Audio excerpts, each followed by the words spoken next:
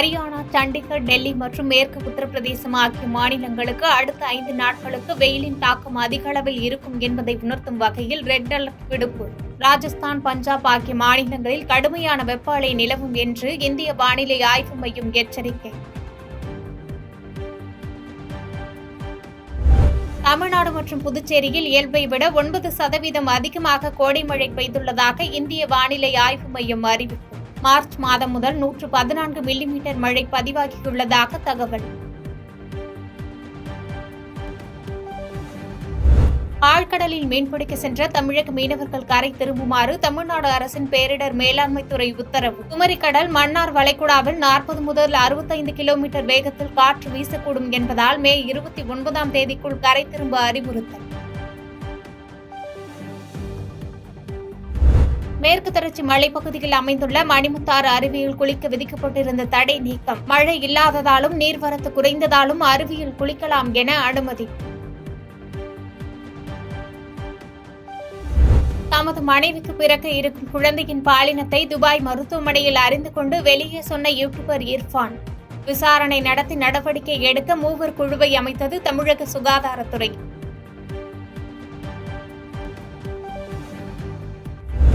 சுகாதாரத்துறை அனுப்பிய நோட்டீஸை அடுத்து சர்ச்சைக்குரிய வீடியோவை நீக்கினார் இர்ஃபான். கருவின் பாலினத்தை கண்டறிந்து அறிவிக்கும் ஸ்கேன் சென்டர்கள் மற்றும் மருத்துவமனைகள் மீது நடவடிக்கை எடுக்கப்படும் என்றும் எச்சரிக்கை.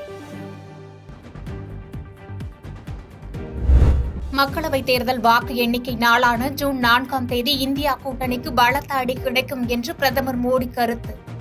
உண்மையில் பின்தங்கிய பிரிவினரின் உரிமைகளை பாதுகாப்பது நாங்கள்தான் என்றும் பீகாரில் நடைபெற்ற பாஜக பிரச்சார கூட்டத்தில் பேச்சு. ஜூன் 4ஆம் தேதி இந்தியா கூட்டணி ஆட்சிக்கு வருவதில் எந்த சந்தேகமும் இல்லை.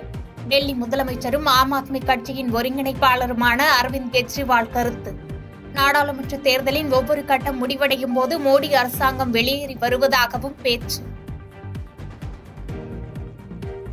ஒடிசாவில் நவீன் பட்நாயக் 25 ஆண்டுகால ஆட்சியில் சுகாதாரம், கல்வி, உள்கட்டமைப்பு என அனைத்தும் தடம் புரண்டுள்ளன. புரி நகரில் நடைபெற்ற தேர்தல் பிரச்சார பொதுக்கூட்டத்தில் உள்துறை அமைச்சர் அமித்ஷா குற்றச்சாட்டு. பிரதமர் மோடி ஒவ்வொரு மாதமும் ஏழைகளுக்கு வழங்கும் 5 கிலோ இலவச உணவு தானியங்கள் மீது நவீன் தனது ஸ்டிக்கரை ஒட்டி ஏழைகளுக்கு வழங்குகிறார் என்றும் விமர்சனம். இந்தியாவில் புதிதாக 324 பேருக்கு கொரோனா தொற்று உறுதி செய்யப்பட்டுள்ளதாக மத்திய சுகாதாரத்துறை தகவல். உருமாற்றமடைந்த கொரோனா வைரஸ் காரணமாக அச்சமடைய தேவையில்லை என்றும் விளக்கம். வங்கக்கடலில் காற்றழுத்த தாழ்வு பகுதி உருவாகக்கூடும் என சென்னை வானிலை ஆய்வு மையம் தகவல். தேனி, தென்காசி, நெல்லை, கன்னியாகுமரி ஆகிய 4 மாவட்டங்களில் மிக கனமழைக்கு வாய்ப்புள்ளதாக எச்சரிக்கை.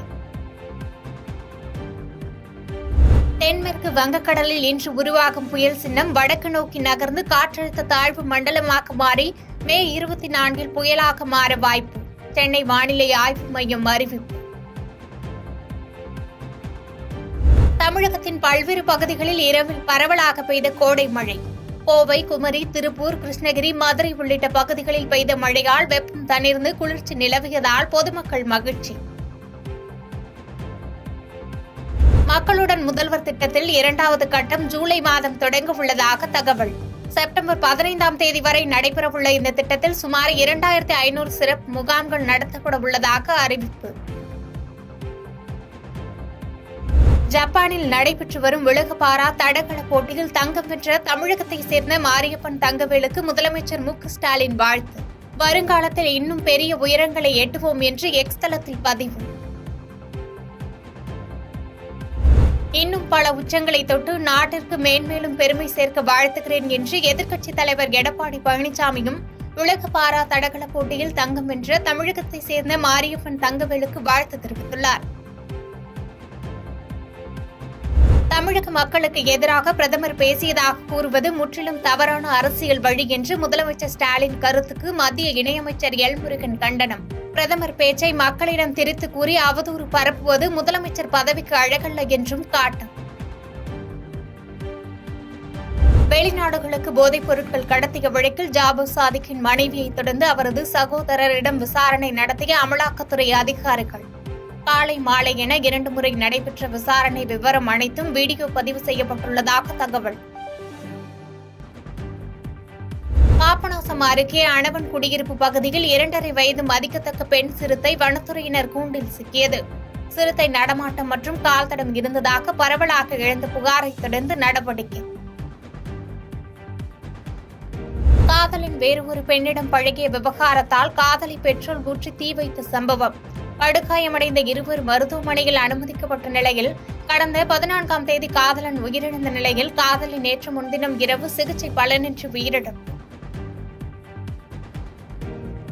ஒசூரில் 1 மணி நேரத்திற்கு மேலாக கொட்டி தீர்த்த கனமழையால் சாலையில் பெருக்கெடுத்த வெள்ளம். ரயில்வே சுரங்கப்பாதையில் 4 அடி உயரத்திற்கு தேங்கிய வெள்ளத்தால் போக்குவரத்து பாதிப்பு. இன்று மாலை 5 மணிக்கு வெளியாகிறது இந்தியன் 2 படத்தின் முதல் பாடல் பாரா. இந்த பாடலுக்கான ப்ரோமோ வீடியோவை நேற்று வெளியிட்டு படக்குழு அறிவிப்பு. பாதகம் செய்பவரை கண்டால் நாம் பயங்கொள்ளலாகாது பாப்பா, மோதி மிதித்து விடு பாப்பா, அவர் முகத்தில் உமிழ்ந்து விடு பாப்பா. அண்மை செய்திகளை உடனுக்குடன் தெரிந்து கொள்ள இணைந்திருங்கள் இயம்நாடு தொலைக்காட்சியுடன்.